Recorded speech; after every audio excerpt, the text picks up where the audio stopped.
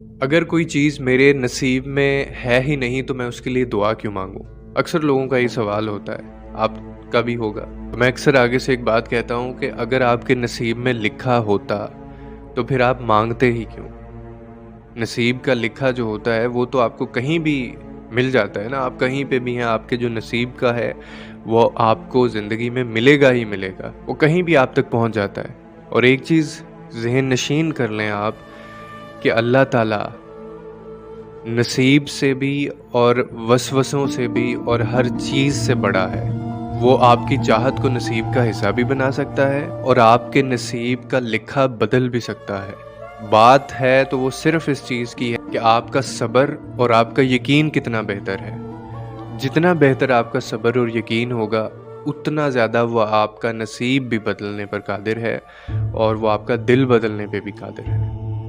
और हमेशा